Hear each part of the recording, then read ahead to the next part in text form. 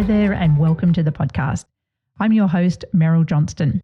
The Lifestyle Accountant Show exists to help today's accounting firm owners build successful firms while also living a healthy, happy life without sacrificing sleep, your weekends, or time with loved ones. Today, I have Ryan Lazanis back for a second episode. We're exploring some issues within the accounting industry and also sharing our thoughts on personal productivity. Ryan is a CPA who founded Zen Accounting, a 100% cloud-based accounting firm in 2013. Following its acquisition in 2018, Ryan started Future Firm, which provides coaching, community, and training to help accountants quickly scale a systematic firm of their own that improves their lifestyle.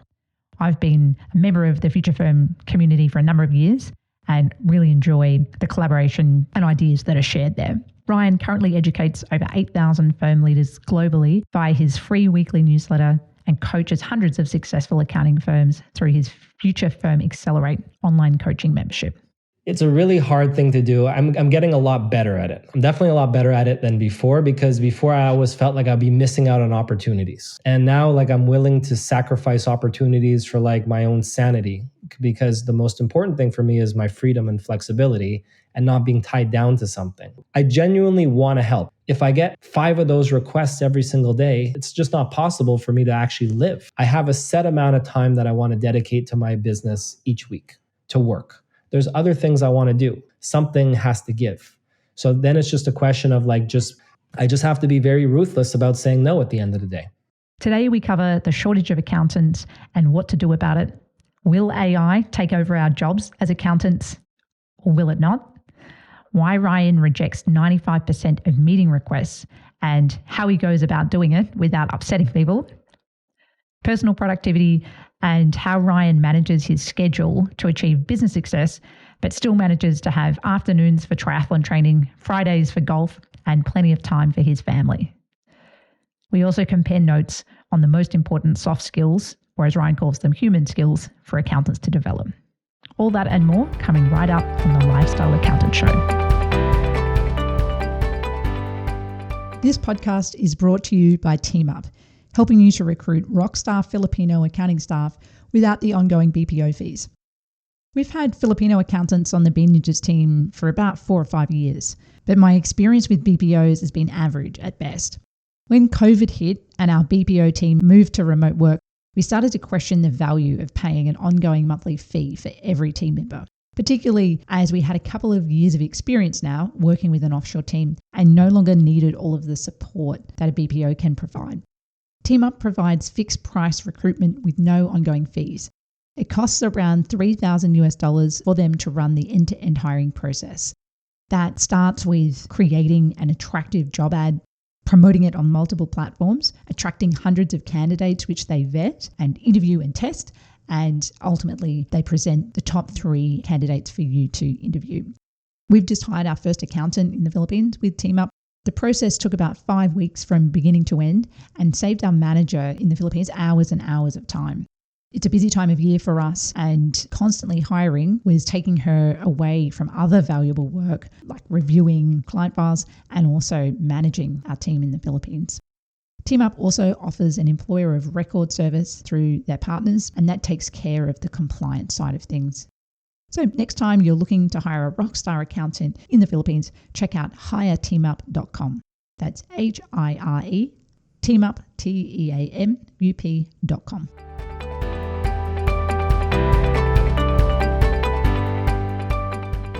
Let's jump straight in. I saw an article earlier this week that said no one wants to be an accountant anymore, but a program aimed at high school students is looking to fix the shortage. Wanted to get your take on this. First of all, are you seeing a shortage of accountants across the firms that you work with? And if you are, what do you think the best solution is here? I mean, that seems to be the consensus globally, that there's just less people going into the accounting profession, just based on what I read and some of the stats I see. So it seems to be the consensus. Why is that? Quite simply, I think our professional bodies do a pretty poor job of putting forth a compelling value proposition for why people should enter the profession. So I think it really has a lot to do with marketing. I think our professional bodies have to do a better job there. And I think I think that has to do a lot with it. When people see the way the world is trending with technology, AI, and like the different skill sets, like, what's trending in certain directions.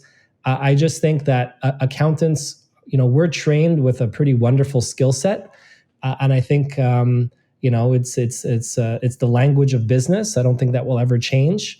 I think the lack of interest is really driven by the messaging that's put out from our professional bodies. I think that's really what it comes down to. That's interesting. I've been thinking about this as well, and I've been wondering: is the younger generation, are they getting wiser about what they want and what's important in life? Because if you go into accounting, you're working at the Big Four or you're working in a mid-tier firm, those first few years, or at least in my experience working in audit at BDO, it was dinner in the office. I was studying on the weekends, studying at night, long hours, a lot of pressure. The pay wasn't that good, but I was optimizing for learning, not earning in the early stage of my career. So I'm happy that for me, it was worth it to spend 3 years doing that, to build a foundation, fast track my career, and optimize for lifestyle later. So for me, I was happy with that, but maybe the professional bodies or the information out there isn't explaining that, well, if you put in the hard yards for a few years, then it opens up a lot of options later. And I don't think that younger generation wants to even do 1 or 2 years like that. And it's understandable, you know what I mean? And I don't think they need to. I don't even think the big firms, I don't know, like, are the big firms even doing that anymore? I don't know if they are or not. Like, I don't think they could even get away with that as much anymore. So it's really just a messaging and communication issue in my view. And if the big firms are, and most of the firms are, grinding the younger people away like that, then yeah, for sure. Who wants to go through that? I mean, that younger generation is really looking for something. They're looking for freedom. They're looking for flexibility. They're willing to sacrifice a little bit of money to make that happen. And if they can't get that, they're going to go somewhere else. So I posted about this on LinkedIn, and someone wrote back outside of the accounting industry, a friend in a different space, and he said, I'm sure it's an oversimplification, but is AI not the answer here? Are these young graduates worried the profession is potentially under threat in the long term? So what are your thoughts on the impact of AI on the industry? I mean, almost everything is under threat at the moment. It's just a question of how you use the tool, how you use the technology. So, I mean, it's not going to go away. It's going to morph into something. Yeah, I don't know if I fully buy into that. I have a similar opinion. I think AI is very powerful. To me, it almost feels like when Xero came out 10 years ago with cloud accounting, that completely transformed the industry, the business model, fixed fee pricing, remote teams. It really transformed the industry. And it feels like we're at the beginning of that again. And it's hard to predict exactly how it's going to impact the industry, but there's going to be huge changes.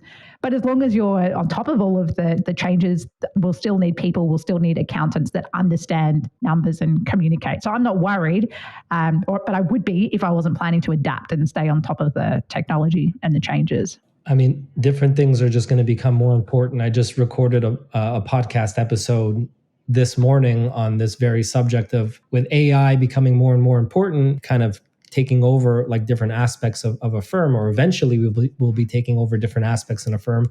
What becomes the most important thing? And it's the human aspect, the humanization of your firm. And, people want to deal with people.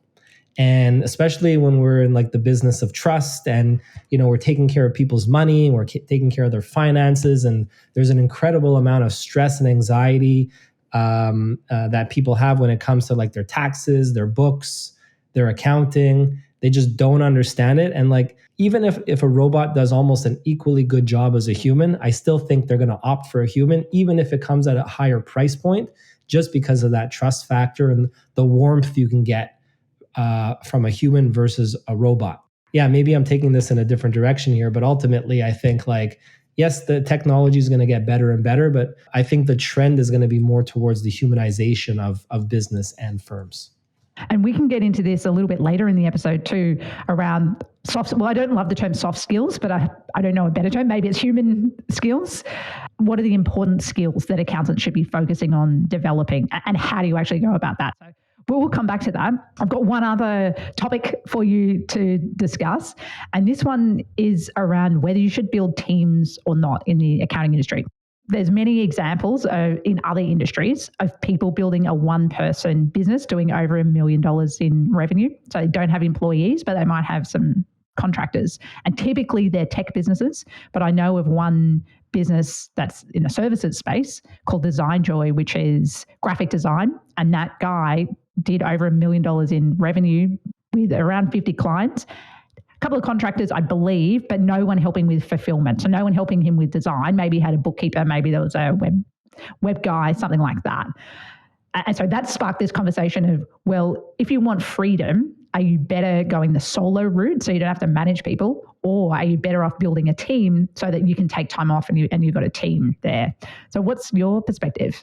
I guess like those one-person businesses that are generating over $1 million, like I read about that too. And like they are relying on people at the end of the day, right? They're relying on people to do stuff to help them out. Like, you know, they say they don't have like a team of employees, but they do have contractors and they rely on those contractors. And you could run a business like much leaner today than probably you could have, 10, 20 years ago, because of technology and the scalability of certain business models. And I still think a lot of these businesses are relying on people, whether we call them a contractor, whether we call them employees. When I first started Future Firm, I said to myself, it's just going to be me. And I think like I bought a book. There's this guy I was following, Paul Jarvis. He like completely ghosted off the internet. Maybe you've heard of him or...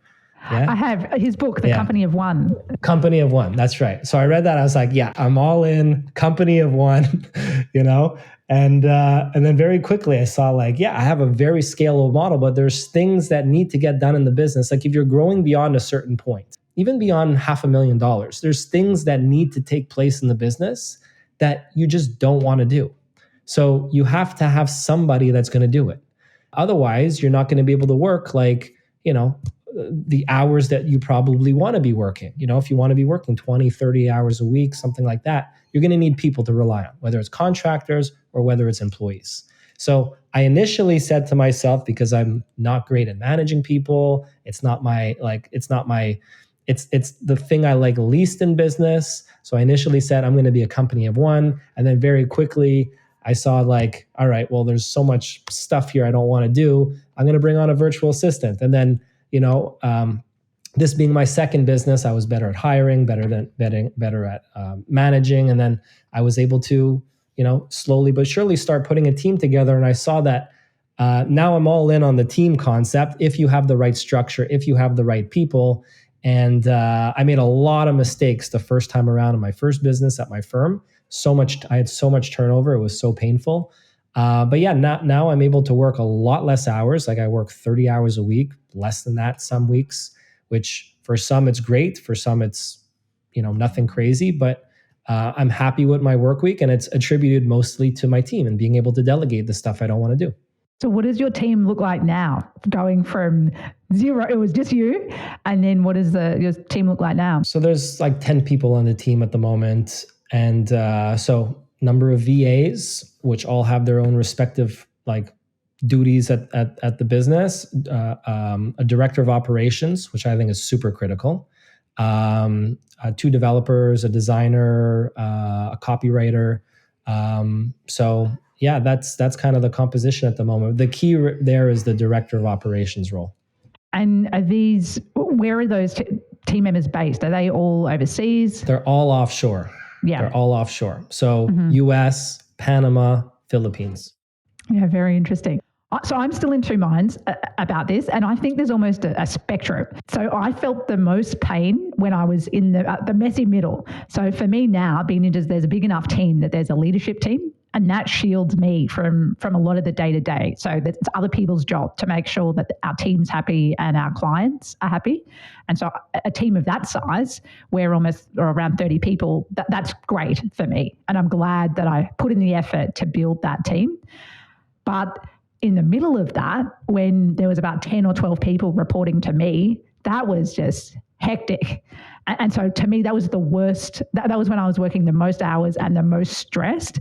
And so I think unless you're planning to build a team you've got enough people to have a director of operations or someone else that's doing the managing, then for me, I'd prefer to be one or the other, really small or big enough to have that. I mean, and you don't have to be super big to be able to have a director of operations. Like I brought one on when we were like 4 people probably. Yeah. You know, so like I just didn't want to do any recruitment. I don't want to do any managing. I don't want to be checking in. I don't want to be looking at like task deadlines, and I don't want to do project management. I don't want to do any of that stuff. I mean, in hindsight, that was my mistake, that I was the project manager for 10 or 12 people of doing all of that. Have you done this? But it's not done. Why isn't it done? Okay. Yeah, I can't do that again. And now, like, honestly, like my business is quite profitable, but I'm willing to sacrifice profits for like, peace of mind. So like a big thing for me is like just adding redundancy, adding redundancy across the business and making sure like, maybe we're staffing up a little bit more than we need to be. But, if something happens to one person, there's another person that's cross-trained that's able to like, pick up the slack, and the right structure, adding redundancy. Like I'm happy to sacrifice profits for that.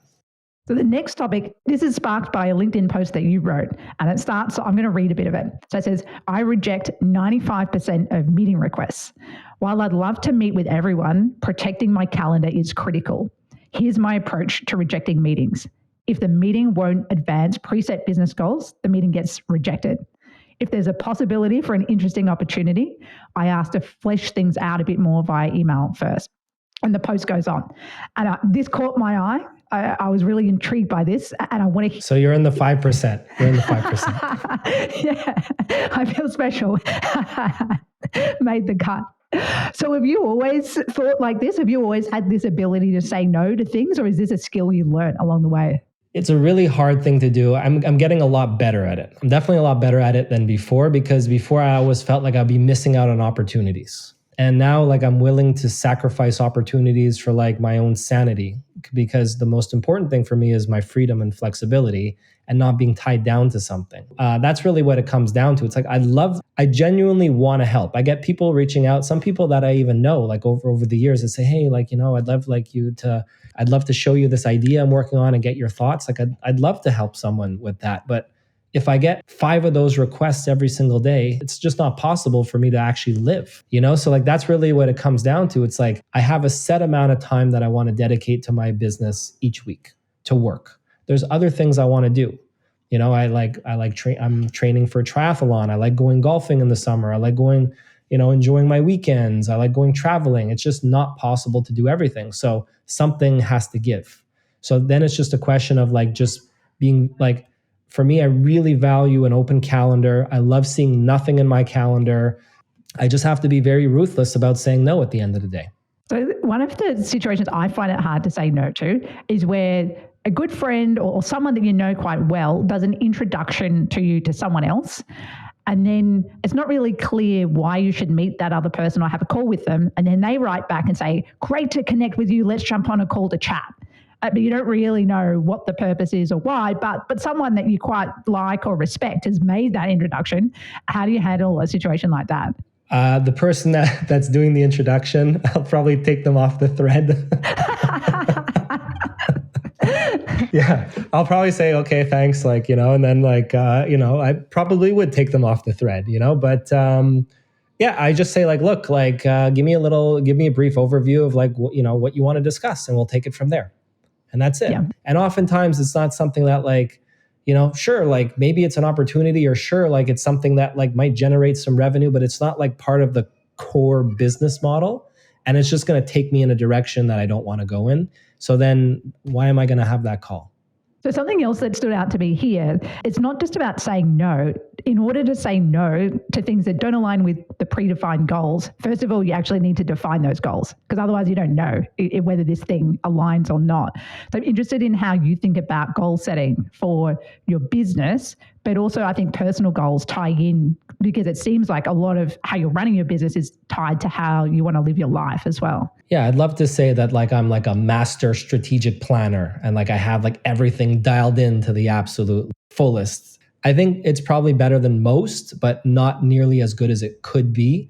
I think like I have like an idea of, after going through my first business, after running my firm, like just losing sight of what's really important. Like I never had a terrible lifestyle, but I was like all in on the business and like really didn't think about anything else and like what I really wanted in life. And then with Future Firm, I had like an opportunity to start from scratch and really think through that a little bit more. So I knew it was really important for me, which is the freedom, flexibility, working a certain amount of hours per week, having an understanding of like what kind of income I need to just be happy and not just chasing money for the sake of it. I know how much money I need to make to be happy, and anything above that is a bonus. I know how many hours a week I want to work.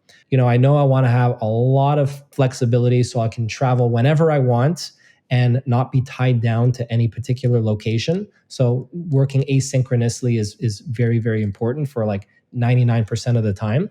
So I have that clearly in mind.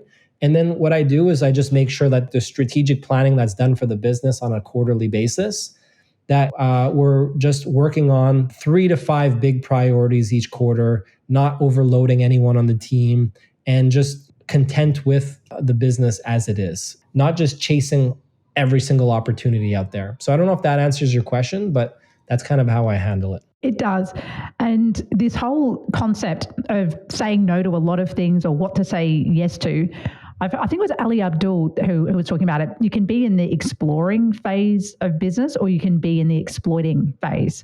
And I think, as I'm forgetting some of what he said, but I think when you're new to business or you're starting out, you're exploring lots of different things. And so if I think back to B Ninjas and marketing, we had to test about 10 or 15 different things. I tried cold calling, physical mail drops, partnership building, B&I networking. And so I was doing a whole lot of exploring, saying yes to everything, trying to figure out what works. And then you can be in the exploiting phase where you've figured out what works and it's about doubling down. And that's probably where you make the money. That is true. But I think a lot of people aren't very good at that transition of they stay in that exploring phase. Once you've got enough information or data, that's when you really should be doubling down on a few things and focusing on that. That is very, very true. Because if I look back to when I started Future Firm, I didn't know what the heck I was even doing. And I was like, oh, let me try this, let me try that. So I think there is a time for you to be accepting opportunities and talking to people and saying yes to things and exploring and experimentation. I fully agree. And I don't think that ever should fully stop. But yeah, there is a point where it's like, okay, this is working well, business is growing, like let's double down on like the things that are like bringing in the most and the best customers and the things that are just working the best. So I think you do have to play around a bit until you have a model and then you could run with it. And have you got any examples business-wise of things that you're saying no to or where you're focusing? So there's lots of different things that you could do in your business or in my business. There's so many different things where we could be focusing our time. It could be on marketing. It could be on improving our product. It could be on hiring more people. I was wondering how you think about whether you've got an example of that or how maybe last quarter when you were doing your strategic planning, how you approached considering all of the options and then how do you actually figure out what's the most important thing to focus on? I think there is a little bit of judgment required. I have a bit of a one-track mind. So for me, it's all about growing the membership, the Future Firm Accelerate membership. I just want to grow the membership. Sometimes I have partners that say, hey, we'll pay you X dollars like to do this speaking gig, but there's like not much, like maybe it's like a decent amount of money, but it's not going to bring new members or it's not going to like advance that aspect of the business. So for me, it's just like, grow the membership. Like everything else for me is secondary. Most other things, I'm blocking out of my mind, and I'm making sure that the business is smooth running, low stress. It's not just about sales, but it's about making sure like we have a business that's structured well, we have a good foundation in place, and like running smoothly, good workflows, good processes. So those are the two things that I'm really focused on, is like a smooth running business where, myself and the team are very happy, and making sure that we're growing the membership while at the same time delivering a lot of value to our customers. So those are the only things I'm thinking about. Most other opportunities I'm going to turn down.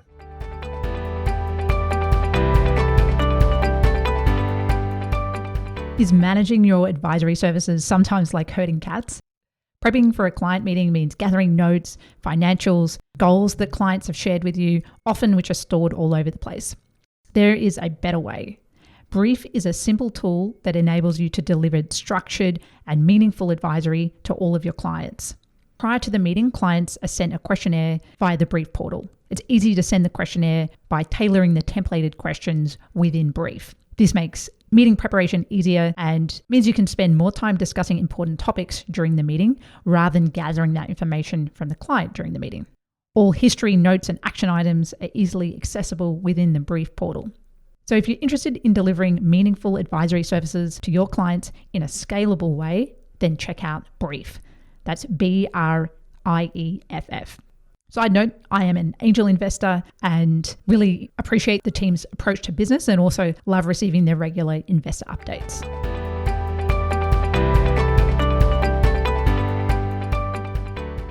What does your day-to-day look like now? And is it different to when you were running your firm? You mentioned you do maybe a 30-hour work week. You like opening up your calendar and seeing blank space.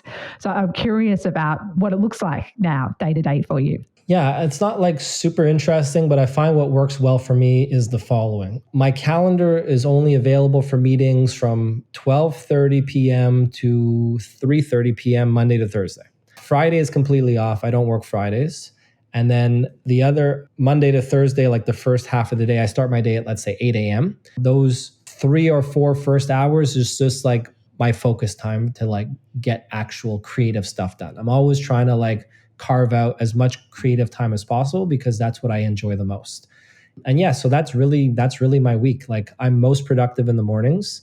I want to spend my creative time in the mornings. I don't want like to give everybody access to my calendar. So it's either 15-minute meetings or 30-minute meetings. I always default to 15-minute meetings, which some people might find a little bit weird. It's like, yeah, can we talk? Yeah, sure. Here's a 15-minute meeting.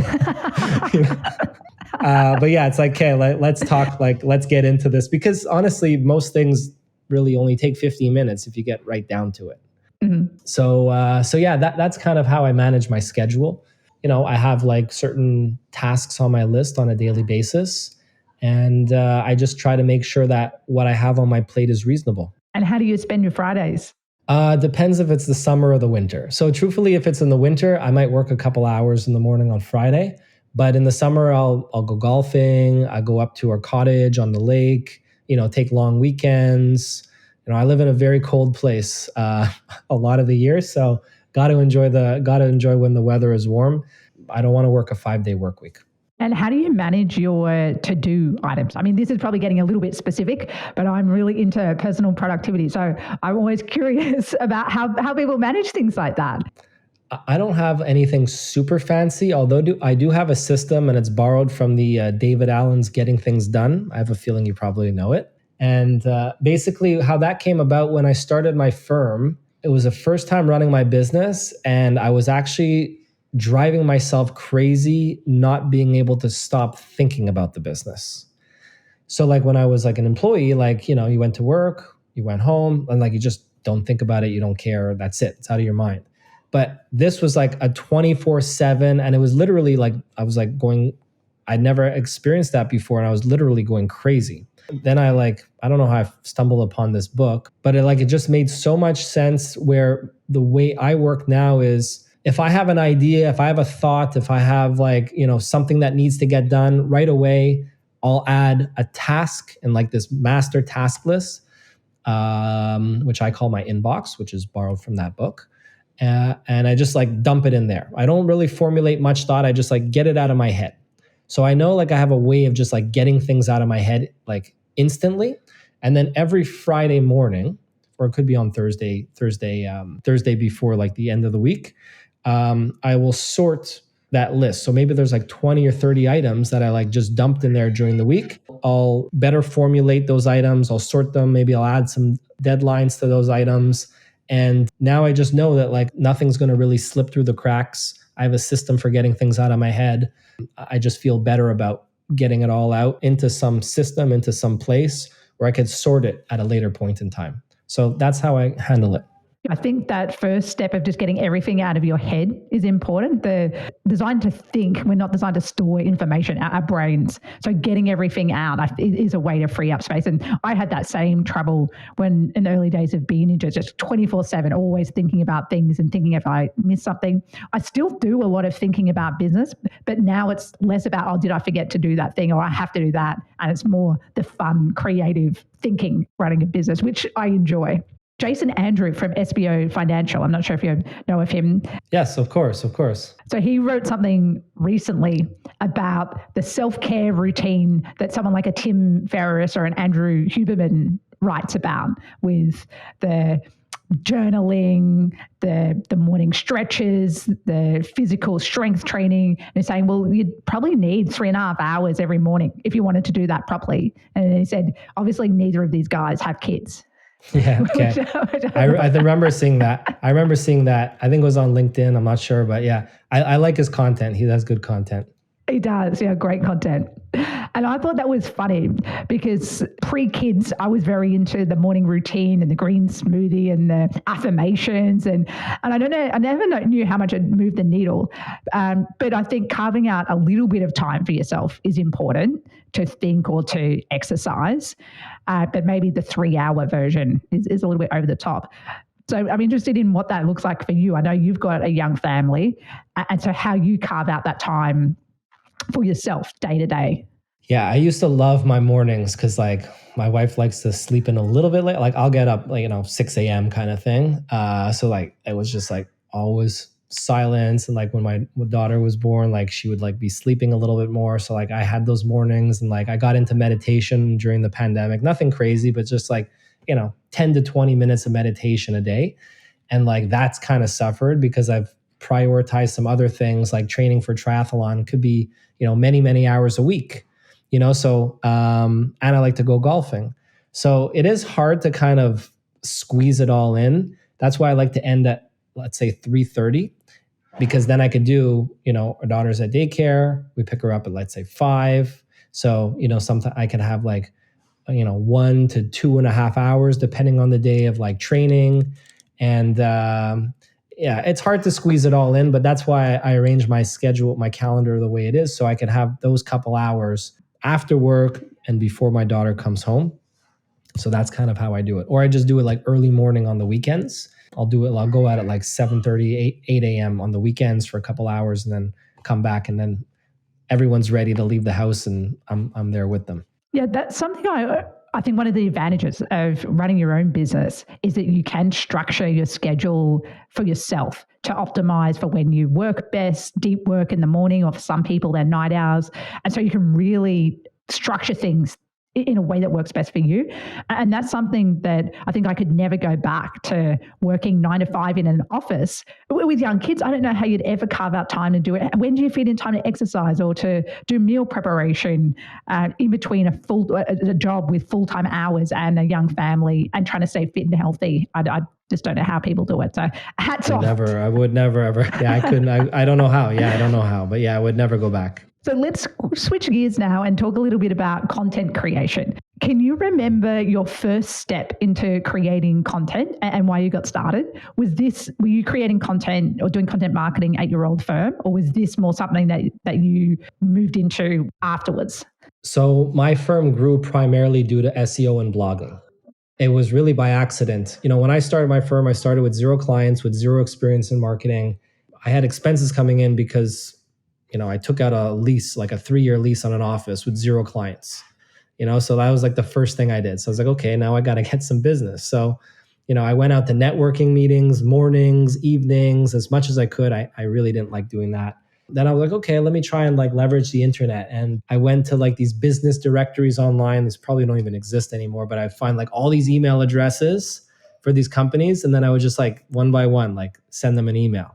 Like a real, like pure, like a horrible, like cold outreach, like sales pitch email. I had no clue what I was doing. Obviously, I didn't get any hits from that. I just wasted like tons of time trying to generate some leads that way. I was doing all these different strategies that just like were horrible and just completely failed. And when I was running my firm, it was one of the first online firms in North America at the time. So it was very easy to differentiate. And I remember for whatever reason, I never really liked writing too much. But for whatever reason, I decided to I had a couple clients that were like tech clients because they understood the way that we wanted to operate, like they understood that.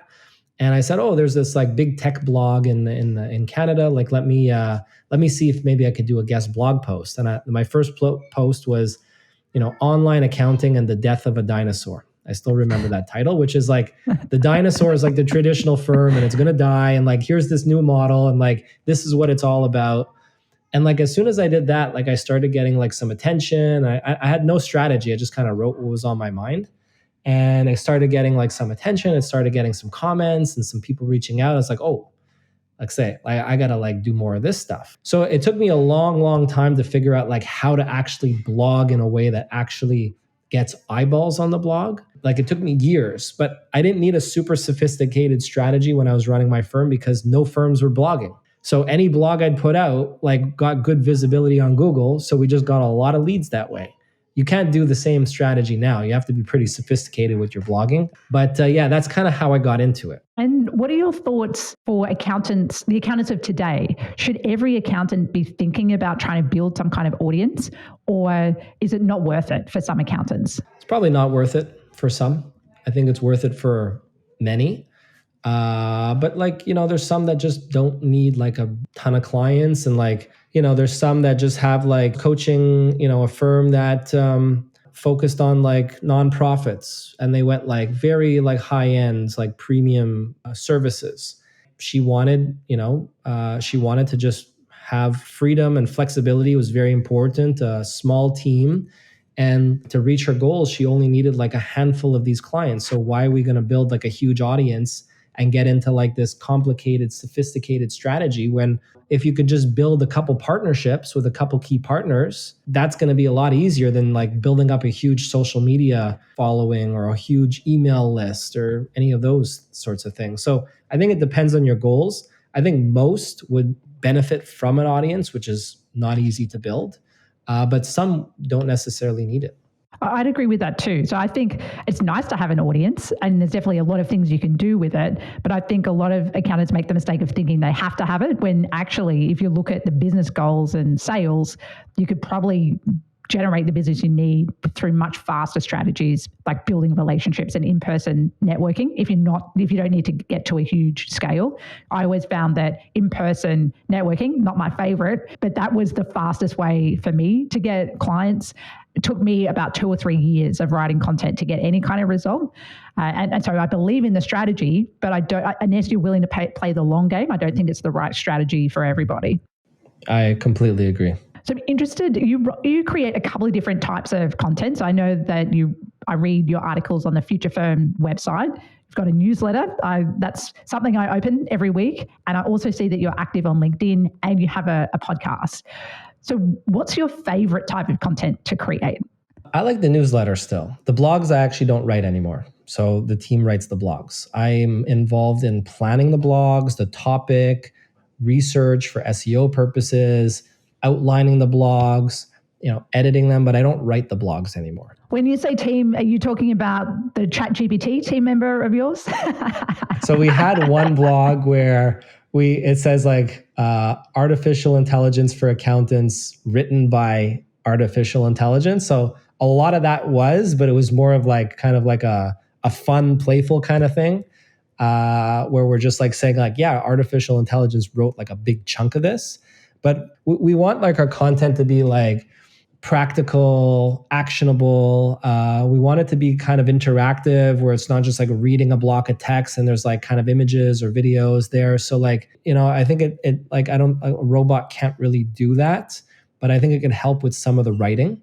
But yeah, we have like virtual assistants that have been trained on like the blog writing process and like putting together blog posts and, optimizing it for SEO. So I don't really enjoy that anymore. I don't really have the time for that. I think I enjoyed it more in the earlier days, but after like, I don't know, almost 10 years of blogging, I'm kind of a bit bored of it. I like the newsletter because it's like short content, short form, a little punchier, more on the creative side. I'm trying to think about like interesting thing. I'm trying to maybe like relate certain stories or pieces of news or things happening in the industry to like accounting firms in a way that maybe they might not have thought about before.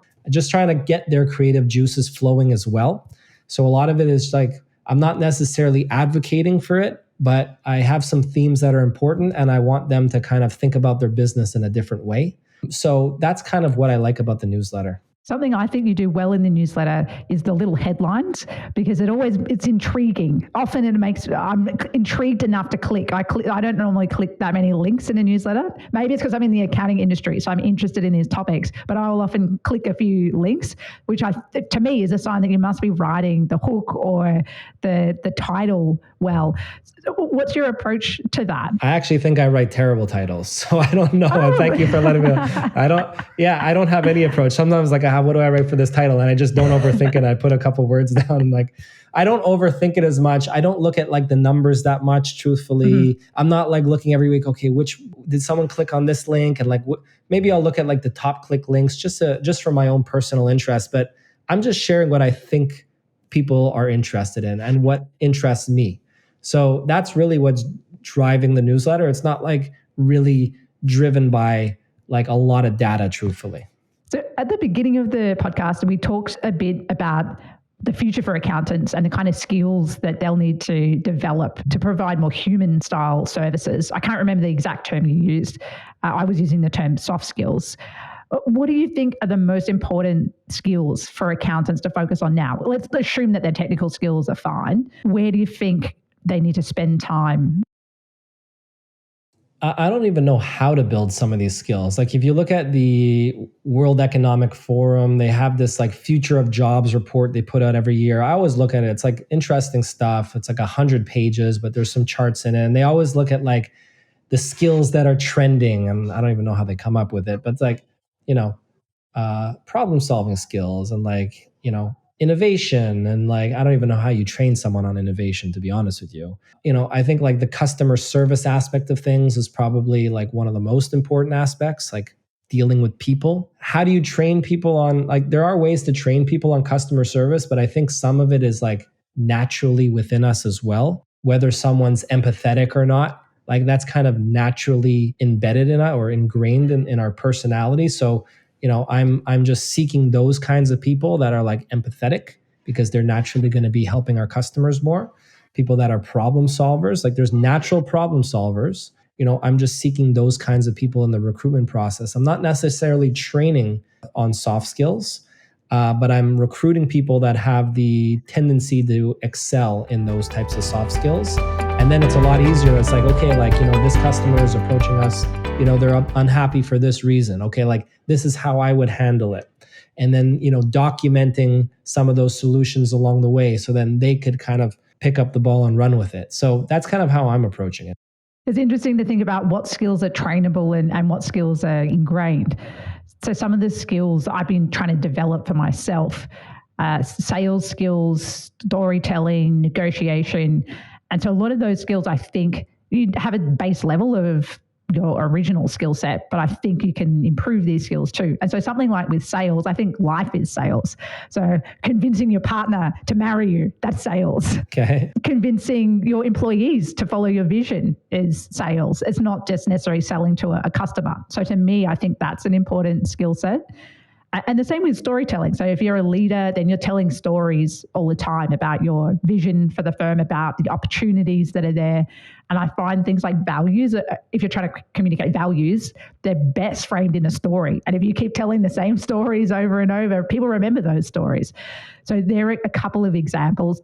But I think there's a whole bunch of other skills around personal time management, leadership. I don't have a defined list of skills I think that accountants should be building, but I'm aware of some of those skills that I've been trying to improve myself. Definitely. Those are all great ones. Is there anything that you're trying to improve, an area of your professional life where you're trying to improve at the moment? That's a very good question, actually. I think I'm just kind of in like, I know it works right now and I'm just doing more of that. I probably have to zoom out and like think about that a little bit more. On my mind, I probably want to get better with AI, ChatGPT. Like I've kind of neglected that a bit. I got into it and then I just haven't used it for a while. So I think that's one skill I probably want to develop. I'm just kind of like in a cycle of what works at the moment. And there's definitely things that I'm weak at. There's definitely things I got to get better at. Delegation, that's still a weaker area of mine, although I think I've gotten a lot better. And just gotten more comfortable with letting go and just letting the team run with it and like just trusting the team. So, but that's probably one where I probably need to go through a little bit more training when it comes to that. So that's one that would probably develop more. And on my mind is just getting better with Chat GPT and these different AI tools. Awesome. Well, we're pretty much at time. So Ryan, that's been a really fun conversation. We talked about all different things in the industry. Did you have any final comments? And then also if you just want to share where people can get in touch with you.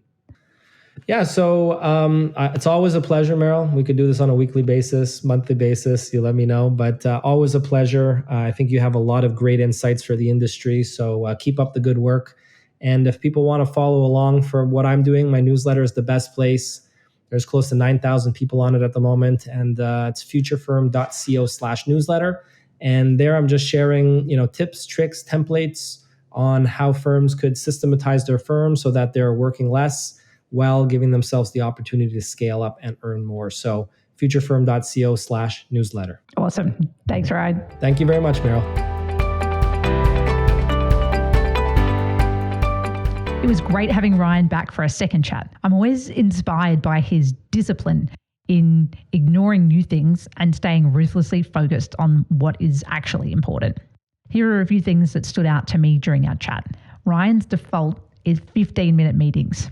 I thought I did well moving my 60-minute meeting default to 30 minutes, but 15 minutes seems a little hard, actually. There would be no time for any chit-chat, and it would be getting straight down to business.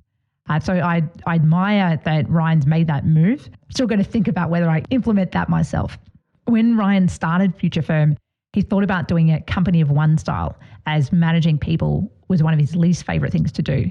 So it's interesting that he changed his mindset on that, as ultimately he did hire people, but one of his early hires was a director of operations so that they were then in charge of managing everyone else and making sure that both clients and the team were happy. I also like how Ryan builds redundancy into his business so that if someone leaves, it doesn't create a world of pain. Instead, people are cross-trained across multiple areas of the business. But he also mentioned not just the cross-training, but there's extra capacity built in. And he's okay if that means slightly less profit, just for peace of mind, knowing that if someone's away or someone leaves, that the business can still keep operating and doesn't have to scramble to quickly hire and retrain somebody. Next week, I am chatting with an accountant who did go down the sole practitioner path. She also didn't enjoy managing staff like Ryan, but instead of hiring a team, she built a thriving business with no staff.